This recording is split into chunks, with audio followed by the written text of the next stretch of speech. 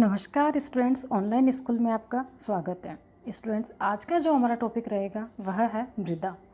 भारत में कौन कौन से प्रकार की मृदा पाई जाती है और इन्हें किन नामों से पुकारा जाता है, इन सभी बातों का डिस्कशन हम इस वीडियो में करेंगे।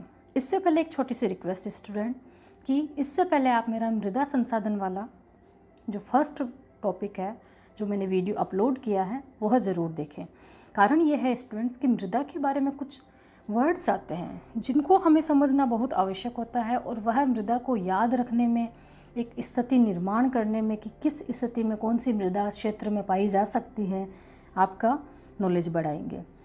उस वीडियो में आपको छोटी छोटी शब्दावली जैसे ह्यूमस क्या होता है, जनक सेल किसे कहते हैं, जनक सेल को ही संस्तर सेल कहा जाता है, या फिर मृदा कौन सा संसाधन है, क्या मृदा एक संसाधन है या फिर हम देखते हैं कि ये प्राकृतिक संसाधन है या मानवीय संसाधन है, यह नवीकरण योग्य संसाधन है या अनवीकरण योग्य संसाधन है। इन छोटी छोटी बातों का अध्ययन हम पहले वीडियो में कर चुके हैं। आप पहले उस वीडियो को देखिए, उसके बाद में इस वीडियो को स्टार्ट कीजिए। अब हम यहाँ बात करते हैं मृदा के मुख्य प्रकार के बारे में।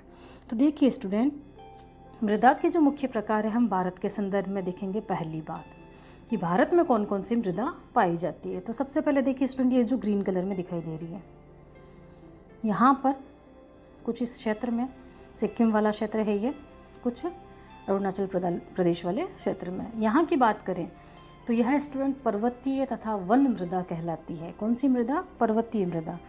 पर्वतीय नाम से ही हमें पता है कि इस लोकेशन के आधार पर हम देखें तो भारत के इस क्षेत्र में कौन सा पर्वत है? हिमालय पर्वत। हिमालय पर्वत वाले क्षेत्र में जो मृदा पाई जाती है उस मृदा को हम पर्वतीय मृदा कहते हैं।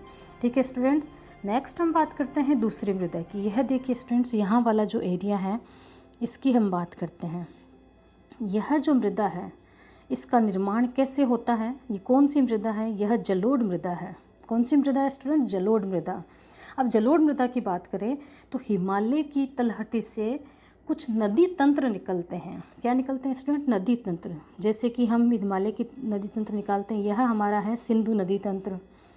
यहाँ की अगर हम बात करें, यह हमारा है गंगा नदी तंत्र। और यहाँ से हम इस नदी तंत्र की बात करें तो यह हमारा है ब्रह्मपुत्र नदी तंत्र। 3 नदी तंत्रों की हमने बात की है, सिंधु, गंगा और ब्रह्मपुत्र। उद्गम कहाँ से होता है इनका? हिमालय की तलहटी से। इन नदी तंत्रों के द्वारा स्टूडेंट्स मैदानी भाग का निर्माण किया जाता है। किसका निर्माण? मैदानी भाग का। और इस मैदानी भाग में जो मिट्टी पाई जाती है उसे हम कहते हैं जलोढ़ मिट्टी। कौन सी मिट्टी? जलोढ़ मिट्टी। जल को ओढ़कर आने वाली मिट्टी जलोढ़ मिट्टी हो गई। अब बात करें स्टूडेंट्स, यह देखिए उत्तर के मैदानी भाग के अलावा भी हम देखते हैं थोड़ा राजस्थान में जारी है। इसी प्रकार हम थोड़ा गुजरात वाला एरिया भी देखते हैं। इन क्षेत्रों में ये पाई जाती है। यहाँ पर भी कुछ इस तरीके से जलोढ़ मृदा पाई जाती है। तो यहाँ हमने 2 मृदा के बारे में अध्ययन किया, पहली पर्वतीय मृदा और दूसरी जलोढ़ मृदा। नेक्स्ट स्टूडेंट्स हम बात करते हैं, ये है क्षेत्र जो देखिए मैप में, आप जब इस मिट्टी को पढ़ेंगे फिर आप भूलने की संभावना नहीं रहेगी, आपको ये सब चीज़ें ऑटोमेटिकली याद रहेगी स्टूडेंट्स। तो यहाँ पर आप देखिए कि यह जो क्षेत्र है कुछ इस आकृति वाला क्षेत्र जो है यह कौन सा एरिया है? यह दक्कन का पठारी भाग है। कौन सा पठारी भाग? दक्कन का पठारी भाग, जो कि बेसाल्ट की चट्टानों से बना है। इस क्षेत्र की बात करें स्टूडेंट्स, बेसाल्ट की चट्टानों से निर्मित है ये क्षेत्र। दूसरी बात, लावे के कारण इसकी उत्पत्ति हुई है। इस कारण यहाँ की जो मिट्टी होती है वह काली मिट्टी होती है। कौन सी मिट्टी होती है स्टूडेंट्स? काली मिट्टी। काली मिट्टी को हम कई नामों से भी पुकारते हैं, इसके विस्तृत अध्ययन हम पीछे भी देखेंगे। तो यह जो काली मिट्टी का जो क्षेत्र है मुख्य रूप से हम देखते हैं तो यह दक्कन के पठार के उत्तरी तथा पश्चिमी क्षेत्र में पाई जाती है, लगभग इस तरीके से कुछ। ठीक है स्टूडेंट्स, इस क्षेत्र में ये पाई जाती है। नेक्स्ट हम बात करते हैं स्टूडेंट्स लाल और पीली मिट्टी की। देखिए स्टूडेंट्स, लाल मिट्टी जो मैप में हमें दिखाई भी दे रही है, बहुत बड़े क्षेत्र में दिख रही है। यह क्षेत्र जो दिख रहा है लाल मिट्टी का। ठीक है स्टूडेंट्स, यहाँ 7 सिस्टर्स की तरफ, इन सभी क्षेत्रों में अगर हम बात करें तो लाल या पीली मिट्टी, कुछ रासायनिक क्रियाओं के कारण इसका जब जल लगता है इसका रंग क्या हो जाता है? पीला रंग हो जाता है। इस कारण इसी मिट्टी को हम लाल और पीली मिट्टी कहते हैं। नेक्स्ट स्टूडेंट्स हम बात करते हैं लेटराइट मिट्टी की। कौन सी मिट्टी? लेटेराइट मिट्टी। तो स्टूडेंट्स लेटेराइट मिट्टी बहुत स्पेशल है, चाय, कॉफ़ी, काजू आदि की कृषि होती है इसमें। मैप में अगर हम देखें तो देखिए तटवर्ती इलाकों पर आपको जो मिट्टी दिखाई दे रही है यहाँ पर कुछ इस तरीके से देखिए, यहाँ देखिए तमिलनाडु, आंध्र प्रदेश, कुछ उड़ीसा वाला एरिया भी देखेंगे और कुछ वहाँ ऊपर की तरफ हम आसाम की तरफ भी जाएंगे इसको देखने के लिए। लेटेराइट मिट्टी पाई जाती है। लेटर शब्द से बनी है ग्रीक भाषा के। और नेक्स्ट हम मिट्टी की बात करेंगे, शुष्क मिट्टी। कौन सी मिट्टी? शुष्क मिट्टी के कई सारे नाम हैं। लवणीय मिट्टी कहते हैं इसे, मरुस्थलीय मिट्टी कहते हैं इसे। इसके कण जो है वो मोटे होते हैं, इस कारण ये उपजाऊ के आधार पर थोड़ी कम उपयोगी मिट्टी है। यह मुख्य रूप से हम देखते हैं तो ये राजस्थान वाले क्षेत्र में पाई जाती है। ये देखिए स्टूडेंट्स, मैप में आप इस चीज़ को करोगे तो भूलोगे नहीं। राजस्थान वाला जो एरिया है इसमें यह शुष्क मिट्टी पाई जाती है। अब हम स्टूडेंट्स आगे इनकी विस्तार से चर्चा करेंगे, इनकी क्या विशेषताएं हैं, कौन कौन सी कृषि इनमें की जाती है, इनके क्षेत्र में कोई नया शब्द या कोई आता है उसका हम अध्ययन करेंगे। ठीक है स्टूडेंट्स, चलिए। तो चलिए स्टूडेंट्स, एक बार इसका आप स्क्रीनशॉट ले लीजिए जो आपकी बहुत मदद करेगा। एक साथ इस पूरे मानचित्र में हमें सारी मिट्टियाँ दिखाई दे रही है। ठीक है स्टूडेंट्स, तो ठीक है स्टूडेंट्स, स्टार्ट करते हैं मृदाओं के वर्गीकरण से। सबसे पहले हम लेते हैं जलोढ़ मृदा। कौन सी मृदा? जलोढ़ मृदा। जल को ओढ़ करके आने वाली अर्थात नदियों द्वारा बहा करके लाई जाने वाली मृदा। नदियों के द्वारा क्या किया जाता है स्टूडेंट्स? मैदानों का निर्माण किया जाता है। किसका निर्माण किया जाता है? मैदानों का। देखिए स्टूडेंट्स, हम यहाँ डिस्कशन कर रहे हैं भारत के क्षेत्र में। भारत के क्षेत्र में अगर हम बात करें तो मैदान जो है ना वो उत्तरी साइड में पाया जाता है। संपूर्ण उत्तरी भाग में जो मैदान पाया जाता है वहाँ पर जलोढ़ मिट्टी पाई जाती है। अब ये मैदानों का निर्माण किन नदी तंत्रों ने किया है, इंपॉर्टेंट बात यहाँ पर ये रहती है। तो देखिए स्टूडेंट्स, सिंधु नदी तंत्र, गंगा नदी तंत्र और ब्रह्मपुत्र नदी तंत्र। अब प्रश्न यह बनता है कि सिंधु नदी तंत्र, गंगा नदी तंत्र और ब्रह्मपुत्र नदी तंत्रों का उद्गम कहाँ से होता है? तो स्टूडेंट्स यहाँ हम देखेंगे, देखिए हिमालय, ये हिमालय की तलहटी से निकल करके आने वाले नदी तंत्र हैं और इन्हीं के द्वारा जलोढ़ जैसी उपजाऊ मृदा जो होती है उस पर जलोढ़ जैसी उपजाऊ मृदा का निर्माण किया जाता है। नेक्स्ट हम बात करते हैं इस मृदा में किन किन चीज़ों की पर्याप्त मात्रा पाई जाती है। तो देखिए स्टूडेंट्स, जलोढ़ मृदा की बात करें तो इसमें रेत, सिल्ट तथा मृतिका, इनका निश्चित अनुपात मिलता है। अब प्रश्न ये बनता है मृतिका क्या है? तो महीन कण को मृतिका कहते हैं। एक फैक्ट आता है स्टूडेंट, महीन कणों का क्या योगदान है? तो कणों का योगदान ये है स्टूडेंट कि कण के आधार पर अगर हम देखें कि जिस मिट्टी का कण मोटा है वो अनउपजाऊ होती है, थोड़ी कम उपजाऊ होती है, और जो महीन कण की होती है वो अधिक उपजाऊ होती है। तो हम जलोढ़ मृदा की बात करें, इसमें महीन कण पाए जाते हैं। इसकी कुछ शब्दावलियाँ मिलती है जिस क्षेत्र में यह पाई जाती है, जैसे द्वार, चो क्षेत्र, तराई क्षेत्र। प्रश्न बनता है यह जो क्षेत्र है यह किस भाग में पाए जाते हैं? तो हम उसको कह सकते हैं जलोढ़ मृदा वाले क्षेत्र में, या फिर हम कह सकते हैं कि यह जो उत्तर मैदानी भारत का भाग है उस क्षेत्र में पाई जाती है। नेक्स्ट हम बात करते हैं स्टूडेंट, हमने पहले वीडियो में भी चर्चा की है कि आयु मतलब समय का भी बहुत मृदा पर प्रभाव पड़ता है। तो आयु के आधार पर हम जलोढ़ मृदा को स्टूडेंट्स दो भागों में विभक्त करेंगे। कितने भागों में? दो भागों में, पुराना जलोढ़ और नया जलोढ़। पुराना जलोढ़ को स्टूडेंट बांगर कहते हैं। सिंपली प्रश्न आते हैं, बांगर से तात्पर्य है, खादर से तात्पर्य है, और नया जलोढ़ जो होता है वो खादर कहलाता है। और उपजाऊपन के आधार पर भी हम देखते हैं कि खादर मृदा जो है वो अधिक उपजाऊ होती है बांगर की अपेक्षा।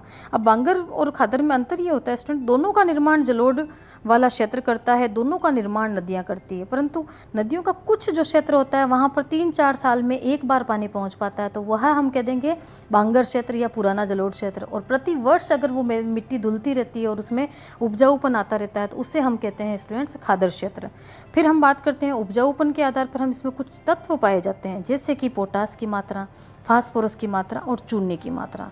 इनमें कौन कौन सी कृषियाँ होती है? तो देखिए स्टूडेंट, गन्ना है, चावल है, गेहूँ है, अनाज है, दलहन है।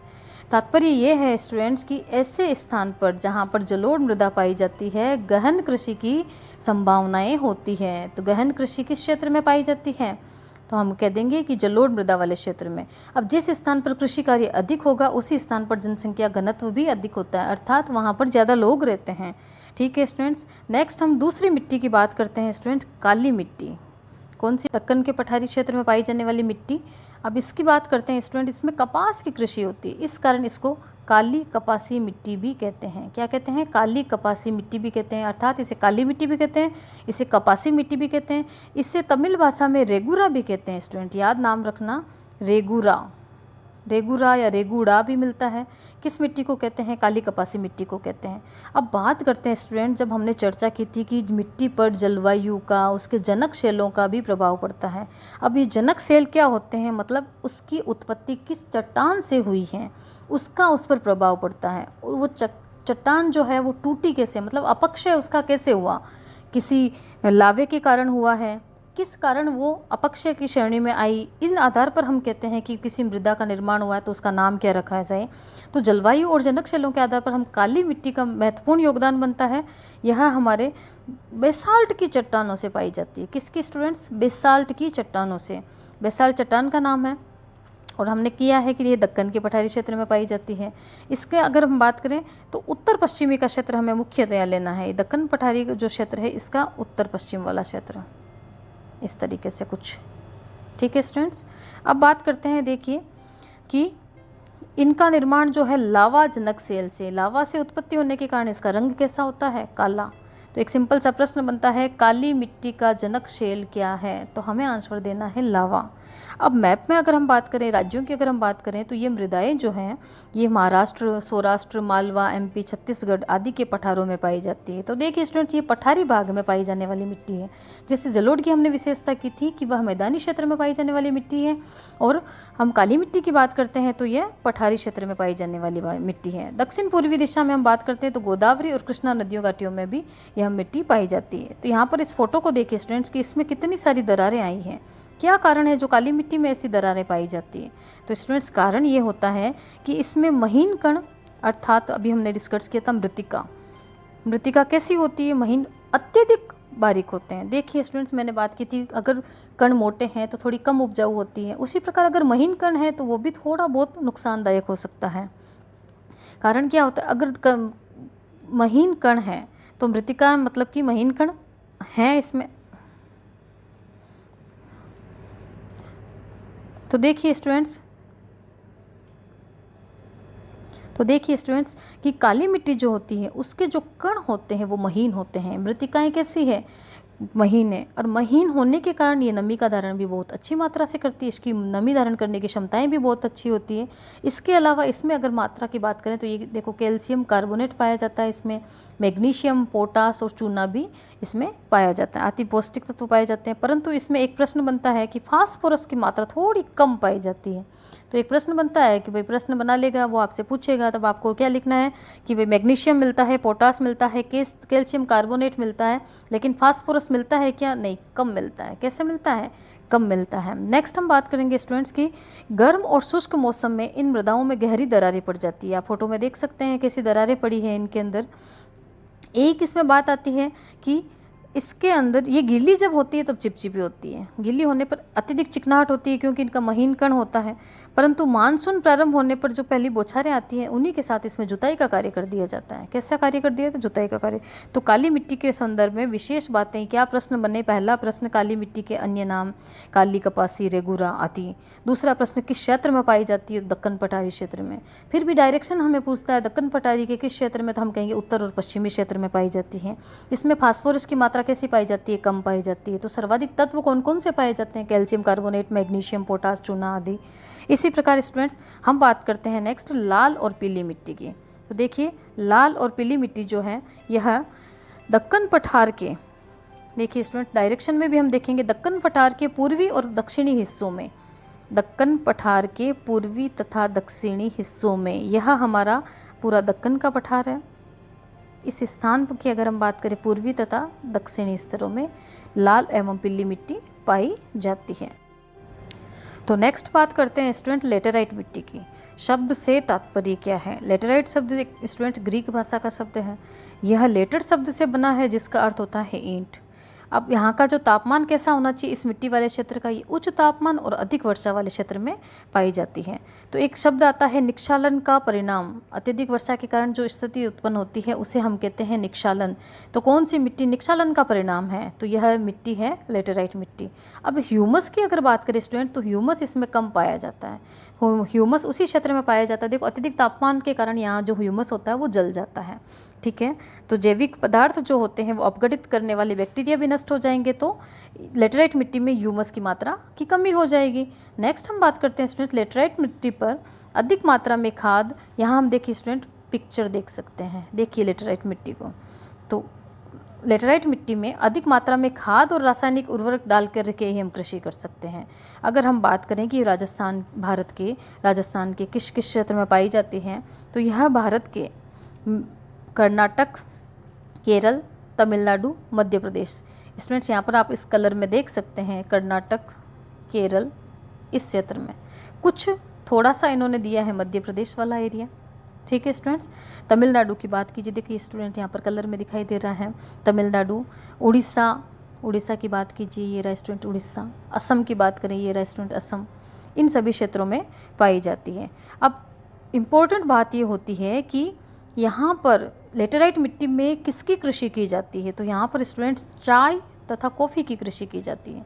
आगे हम बात करते हैं केरल के अंदर या तमिलनाडु आंध्र प्रदेश वाले एरिया है, मतलब दक्षिणी राजस्थान की अगर हम बात करें, यहाँ पर इसमें काजू की कृषि की जाती है। किसकी कृषि की जाती है, काजू की। तो लेटेराइट मिट्टी लेटर शब्द से बना है, जो ग्रीक भाषा का शब्द है, ईंट, जिसका अर्थ होता है ह्यूमस की मात्रा थोड़ी कम पाई जाएगी। यह ऑलमोस्ट दक्षिणी राजस्थान, कुछ क्षेत्र हमने एमपी का लिया है, कुछ क्षेत्र हमने उड़ीसा और आसाम का भी लिया है।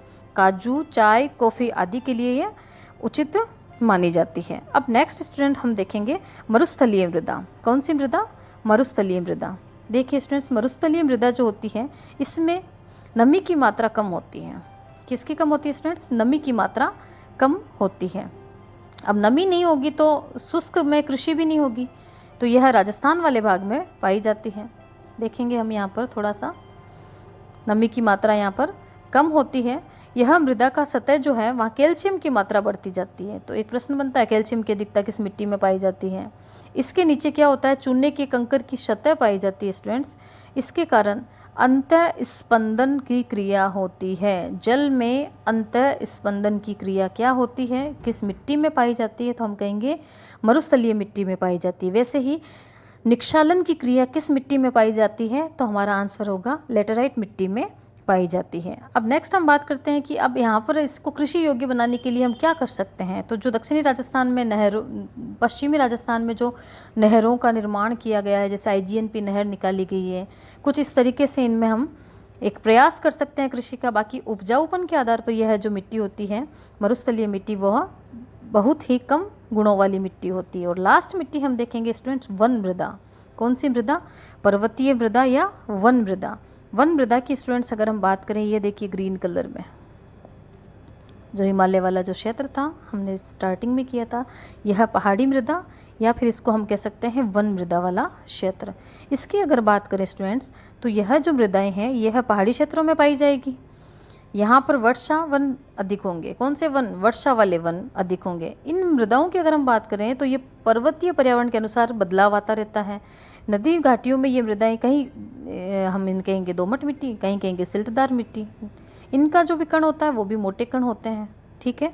परंतु हम देखते हैं हिमालय के जो हिमाच्छादित क्षेत्र होते हैं वहाँ पर मृदा का अपरदन नहीं होता है, तो एक क्रिया पाई जाती है अधिशीलिक। कौन सी क्रिया, अधिशीलिक या फिर ह्यूमस रहित। प्रश्न बनते हैं अधिशीलिक शब्द का तात्पर्य किस मृदा से है, तो वन मृदा। 3 शब्द हमने अभी तक देख लिए, अति स्पंदन, निक्षालन तथा अधिशीलिक।